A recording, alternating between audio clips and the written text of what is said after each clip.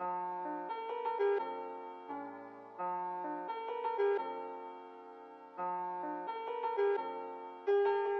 what's going on, everybody? Welcome back. Now that I have finished the rookie roster, I've finally been able to play some Madden, which has been fun. A lot of you getting back into the game as well. I wanted to create a video here and just talk about setting up the most realistic franchise possible, kind of talk about what I do to counter the many errors and flaws that Madden 18 franchise mode has, and just overall answer a lot of frequently asked questions. I'll put right here more specific questions if you have them, where you can find them in this video. So setting this up, we are of course going to use my rookie realistic roster overhaul. Plenty of videos on this channel that you should look for if you are unfamiliar for why that is going to be the most realistic roster option for your franchise. If you're looking for a sim experience, not simming games, but that's the term for realism in the Madden community. So to get it, you're going to go to the community files. You're going to go over to roster. If you're on Xbox, you can just sort by downloads and it will come up here. It is Real 2018. It has the same name on PlayStation. It is created by TFG Football. You'll have to search for it on PlayStation. And then to get it, of course, you'll hit download. I'm not going to overwrite it right now, but you will, of course, do that.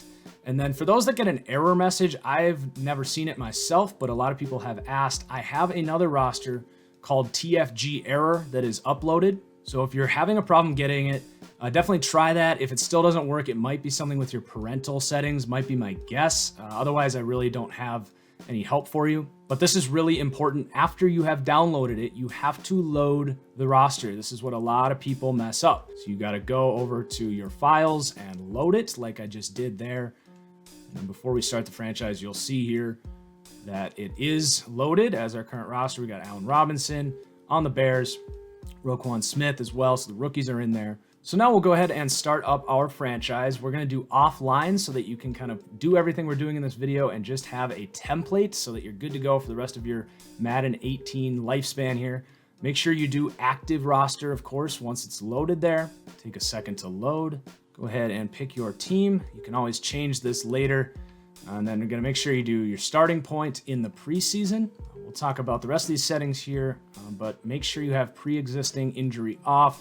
There aren't any injuries on my roster except for a couple players, but you might as well make sure everyone is healthy. So go ahead and start that. So before we do anything, we got to go and set up all of the settings here. So go to League Settings. So I have All Pro. I don't play on All Madden because it's very frustrating the way the computer logic works on All Madden. The quarterbacks are just flawless. So I play on All Pro and do other things to make it more difficult. And then this is a big one here, very slow game speed. I'll talk about that when we get to the gameplay sliders, but that's really important.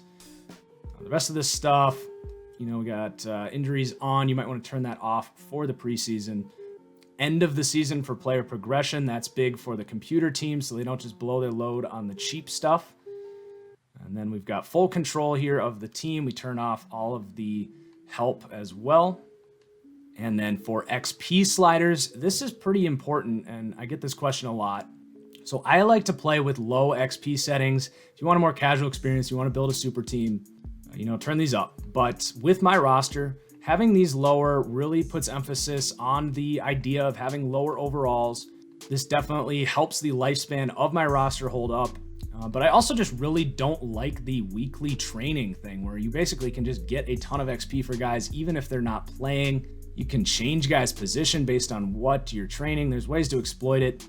So I like to turn the XP down. For defense, we got all 70s, special teams at 100. And for offense, it's mixed up a little bit. Quarterbacks and receivers at 60. Halfbacks all the way up to 200 just because there's certain traits like elusiveness and trucking that are just impossibly difficult to go up. So you at least have a chance to get those upgraded a little bit. And then tight ends, tackles, guards, center. Run blocking traits are absurdly cheap. You can get a guard from 75 to 90 run block in a year easily with these anywhere close to 100. So I turn those down. And then the other thing is this just makes the roster hold up better with the incoming rookies, which is a big question I get is how does my roster do with rookies? I get people that say I can't use your roster because the rookies are so overpowered. Well, try it with EA's roster too. It's no different. The reason rookies become so overpowered is the terrible regression system in this game. That paired with the fact that their rookies are already absurdly athletic, really good Madden players at certain positions. There's tons of flaws. Now in our TFGO league, where we have a draft overhaul. Now I wouldn't expect you to handle this by yourself. It'd be a huge process. We have a team of people that will overhaul all the rookies every year to fix how bad the rookie classes are and how unrealistic they are. But if you are that intense, you can check that out. But I promise you, my roster holds up just as well, if not better. There's certain tweaks I've made to the roster with certain ratings that actually address the overpowered traits that are in the rookie rosters. So that is definitely not a problem with my roster. And it definitely goes well with those XP sliders as well. Now with gameplay, I wish I was more of an expert on the gameplay sliders. I started with Flako and his settings. He has done a lot of great work for the community. I will link kind of his article on what he does. And there really is no sweet spot, in my opinion. I play around with these all the time. What I have it at right here is basically what I'm recommending. You know, I've found some challenge here. I obviously usually win. Most of us will be winning. But if I try to call a really realistic game, it'll be pretty close towards the end.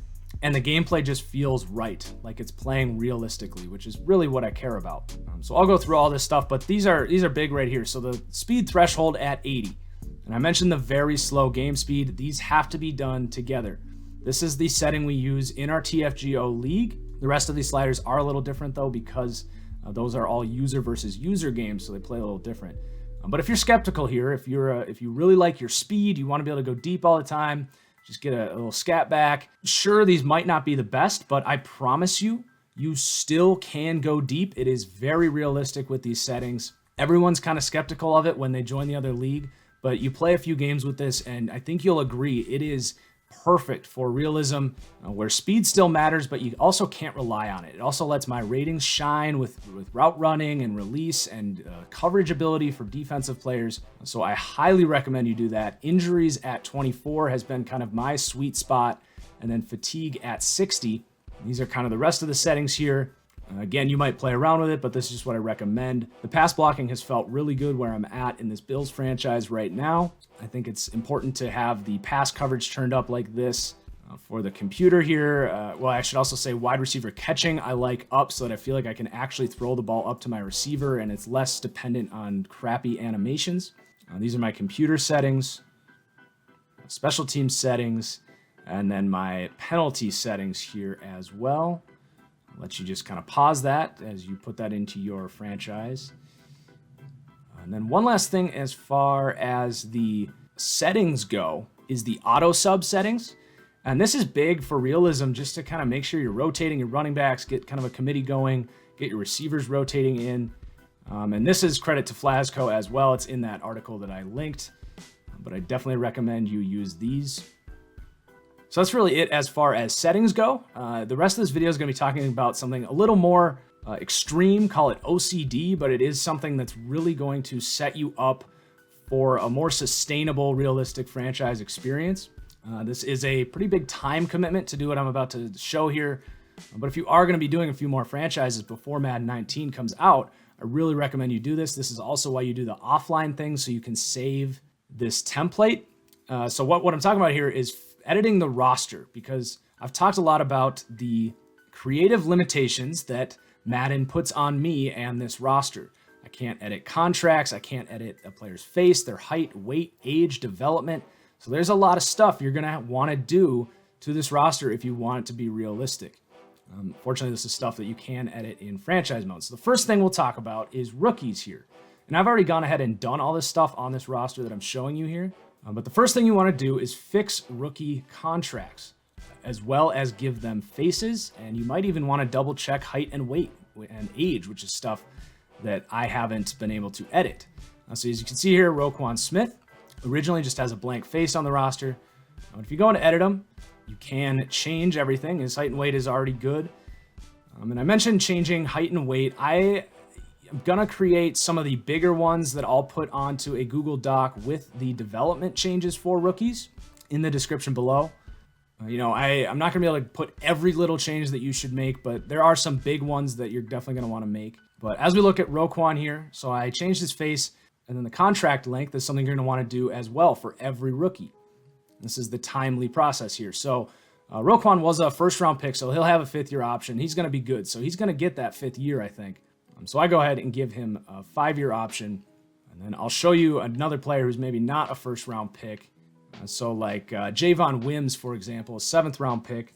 Again, we gave him his face, but his contract would have been 2 years.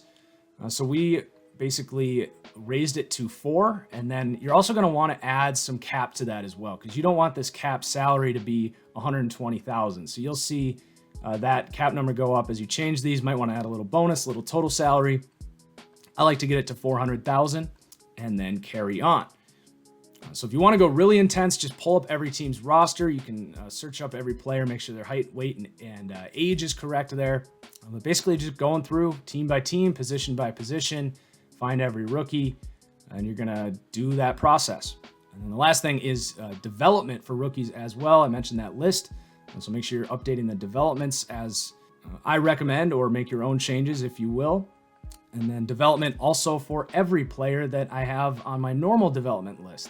A lot of players just have outdated development traits, whether they're developing too fast or not fast enough. Todd Gurley, for example, is quick. I think he should be a superstar.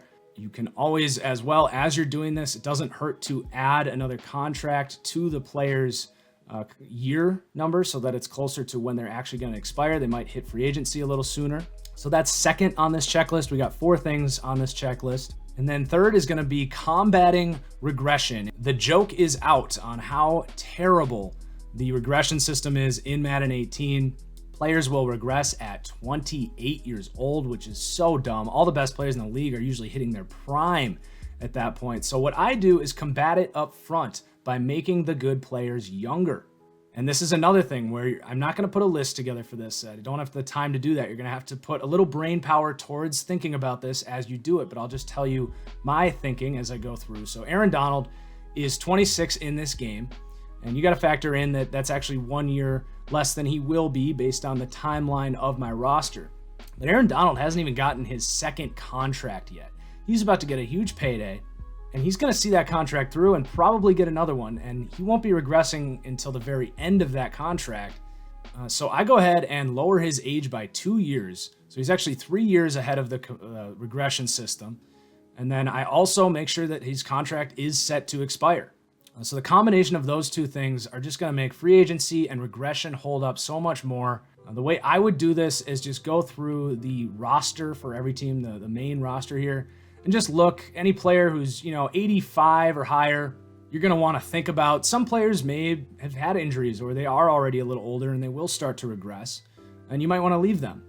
But if you see a player who has 3 or 4 good years left and is going to start to regress right away, I think of like Julio Jones, a really good one for the Falcons. He's 28, 29 in this game. I'd say he's got 2 more years of elite Julio Jones left. So make him 26. These guys will play into they'll play into their like 30s now, which is cool. But that's a timely process, but just, something to put a little brain power towards, and it really does kind of fix the regression problems in this game. And then the very last thing here is, I'm sure you guys are very familiar with how terrible the computer logic is on when they make cuts and stuff. The computer will, to a T, keep 5 receivers, 5 corners, basically 2 deep at every O-line position, which is insane. And then they'll keep 2 deep at pretty much every other position. So as you're going through these and you see a guy who you think is going to make the roster, but according to Madden settings, he's not because he's the 6th or 7th guy, it really doesn't hurt to tweak the ratings a little bit. Braxton Berrios is an example of a guy who they drafted in the 7th round. I see a very small chance that he gets cut. I think they like him a lot, and frankly, I want him to develop.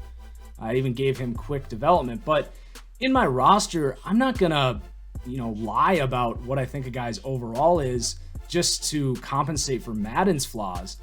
But if here in franchise mode, you can fix it, raise his awareness a little bit, make Jordan Matthews, Cordero Patterson, Dorsett lower.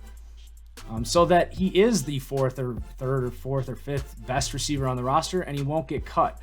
I will add that my roster is significantly better at this. The rookies are just much closer to those veterans on my roster as far as their overall goes. That's just the nature of my roster. You know, your fourth, fifth string receivers aren't 75 overalls like they are on EA's. On my roster, they're 67, 68 overalls. So you do see a lot less rookies getting cut, and you still will see it on my roster. But those are just 4 things that I recommend you do. Again, it took me about 4 or 5 hours, but based on how much I'm going to be playing over the next few months, definitely a good investment. And if you are OCD like me, it's definitely a good thing to put time into. So that's really it. I hope this video helps, and I hope you guys enjoy your franchise modes a little more with this information.